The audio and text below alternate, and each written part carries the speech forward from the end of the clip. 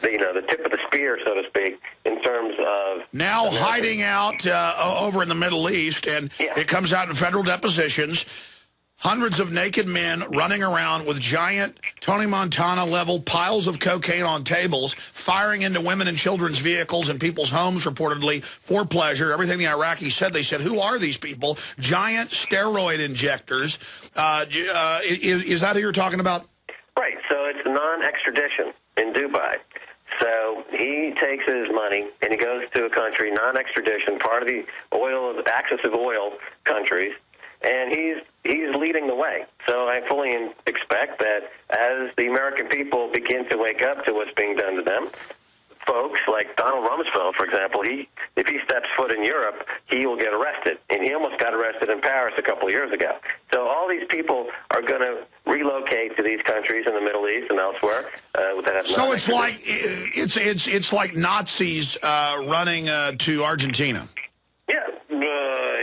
Well, remember, I mean, this crew of financial terrorists, a lot of them are left over from that era. I mean, we're talking about guys with deep roots to the aristocrats in Europe that were responsible for setting up the conditions of World War II, and they're still active in the global economy, and they're still roaming around doing the same kind of bad stuff that they've been doing for 60, 70 years.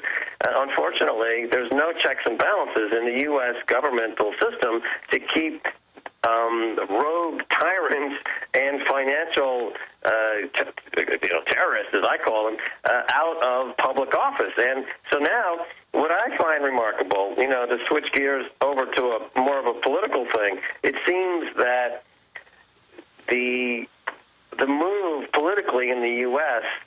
is to put somebody in, is to replace Obama. It seems like the new crop of politicians coming into office now are even more removed from any kind of definition of somebody who could conceivably offer the American people an alternative to just being hammered and slammed into oblivion by this encroaching Ponzi scam of foreclosures and what is going to end up at the end of the day, the return of America to the only economy that they will be able to be competitive in going forward. And that, of course, is the ability for America to grow cotton at competitive prices. I predict that within 15 years, the number one job in America will be cotton picker, as I've said on the show before, because with cotton prices skyrocketing and the dollar collapsing,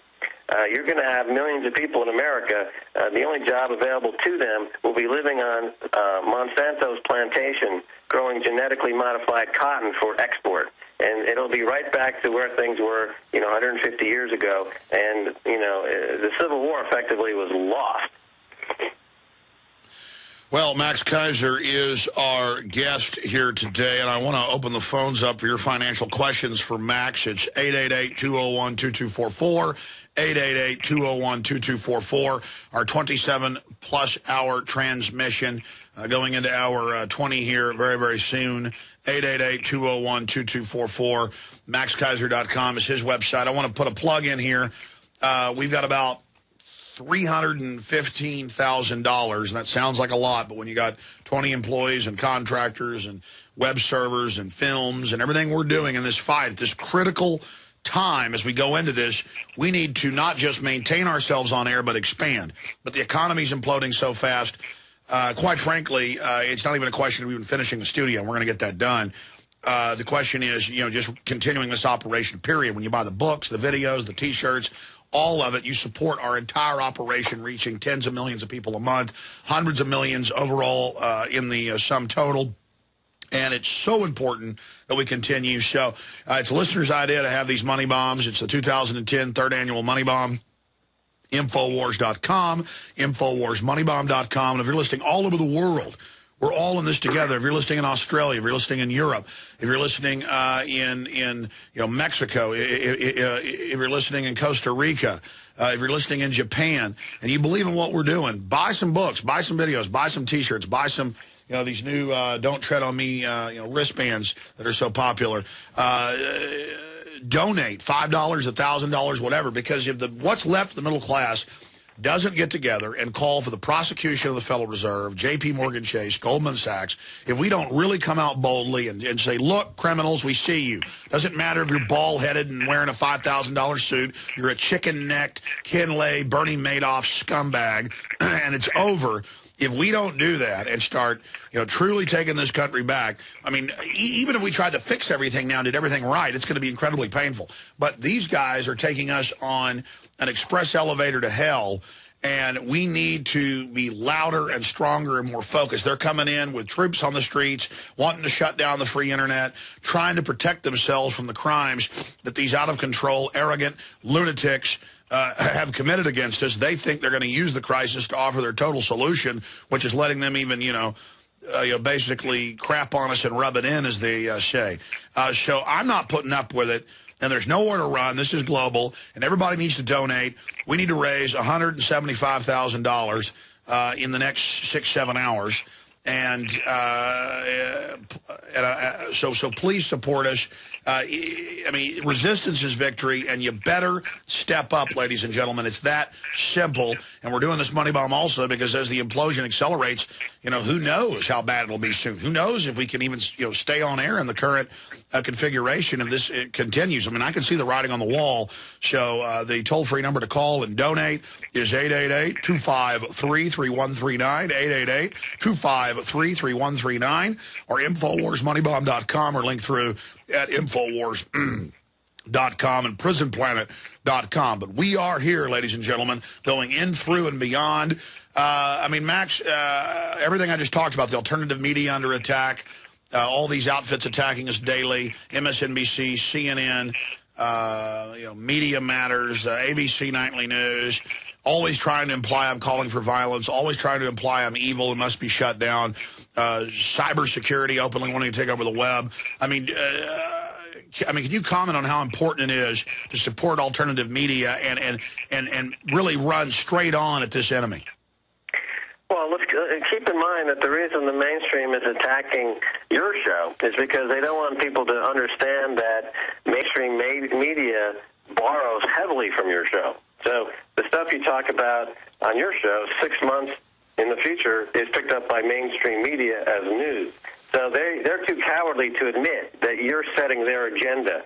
So they simply attack you and hope people don't understand that you're setting the media agenda. They just don't want to pay you the $20 or $30 million a year that they pay these other idiots on mainstream media because they're cheap. And guys like Murdoch over at Fox News is intellectually dishonest. And if they were honest, they would be, your organization would not be scrambling for $175,000. You'd have $20 or $30 million in the bank, and you'd be doing, the work of reconstituting the U.S. economy after the collapse. But you see, they're putting you on the margins. But at the same time, they're stealing all of your best stuff. So you're getting hit twice. Well, they did that to you too, Max, and of course your technology patented that they've basically repackaged with the stock market issues, and folks can look that up on. That's right. I'm familiar with the scam. It's unfortunate, but the compromise is unacceptable. I mean, you don't accept the compromise, and I don't accept the compromise. And hopefully, there's enough people in the U.S. that are going to decide that they don't want to be compromised, and they're willing to take the steps necessary to get rid of this entrenched group of oligarchs and media monopolists, and to try to give birth to something that's going to be more representative of the values that supposedly are represented in the documents that created the country to begin with. Well, talking about stealing my stuff, I'm happy if folks take the ideas and the guests and the information we talk about and put it out there. I mean, this most sincere form of flattery is imitation. But take Glenn Beck. I mean, I now have it confirmed in triplicate from people inside Fox that they're like, you don't understand. He's got a staff of over 40 people. He's got 5 people every day just to watch and listen to your show. I don't even know why. I don't think I'm that good.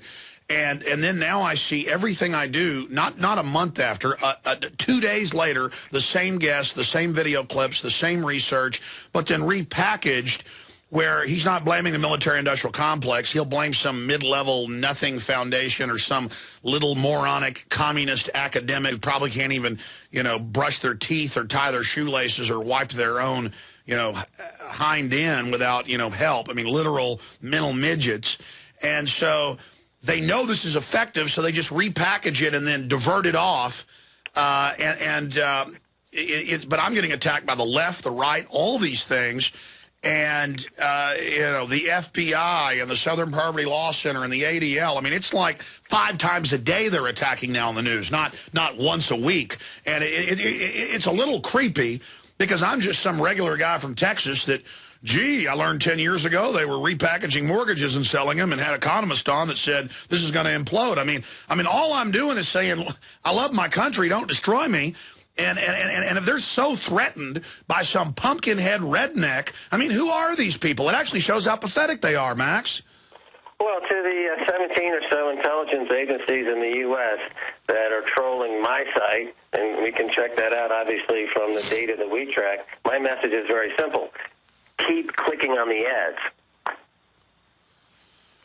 But, I mean, okay, let's take the average person in one of the 17 giant agencies who are just stealing secrets and data from, American companies and others and giving it to globalists and all their drug dealing and crimes. This is the amazing thing. You got all these intelligence agencies in the U.S. spying on me. While they're doing so, they're clicking on my ads. That revenue ends up subsidizing my French cheese purchases. So these 17 intelligence agencies in the U.S. are helping the French cheese manufacturers by subsidizing my purchase of the copious quantities of Camembert and Brie that I buy every week at my local fromagerie, and it's all being brought to me thanks to the idiocies of these 17 intelligence agencies who will sit all day at their desk playing with themselves and clicking on ads on my site. I say, bring it on. Click on more ads. You're subsidizing. I live in France, which was just discovered to have the highest productivity of any country in the world, and they work the least number of hours. The French people work the least number of hours a year, and they have the highest productivity, and they enjoy one of the highest qualities of life in the world. Brought to you by those jackasses at the American intelligence agencies. Thanks to you, I'm living like a real human being, not like a casino gulag victim face down in the cotton plantation down there in the southern United States. Well, let's expand on that. It came out decades ago that the CIA has classified millions of newspaper clippings. And this is not a joke. They don't want the rest of the government reading it in their research, so they take Washington Post and New York Times articles and they sniff them out and classify them. And when we look at our weblogs, and we haven't done this in a while, it is literally, of the millions of visitors that we get every few days, I mean, it's probably 0.5% is CIA, NSA, all these other defense intelligence, and we're talking about not clicks, not hits, tens of thousands of individual government IPs, not even hidden, logged in for hours. And so they're not just there spying on us. You're right. They're sitting there doing Lord knows what, just spending hours listening to us right now. I mean, they're obsessed with us, Max. Right, and of course that generates ad revenues. And so, if it weren't for the intelligence agencies, I wouldn't have nearly the ratings I do now. So my business model is to capture some of that government largesse that they're throwing at these guys, converting it into clicks, and then buying, maintaining my lifestyle in a real country, France, which, by the way, if it wasn't for France, there would be no America, because who do you think funded the American Revolution but the French? This is why the monarchy of Marie Antoinette collapsed, is because they had all these debts to the United States. So America, their hatred of France is misplaced. It's like a petulant child, hating their parent. I mean, America sprung from the loins of France, and this is the motherland. This is where all the intellectual heavy lifting took place. They created the documents, the Declaration of Independence, the Constitution, all these things came from the intellectual heavyweights in France. Well, we know why there's all the France bashing. That's because we've taken on a Anglophile, for those that don't know, kind of the worship of all things English, and not of the English people, but of the tiny corrupt imperial elite over there. And of course, France was our big buddy till British intelligence set up the CFR, and through our media, they taught us to hate France. And so it's literally just a 300, 400, 500-year-old British elitist hatred of France that they gave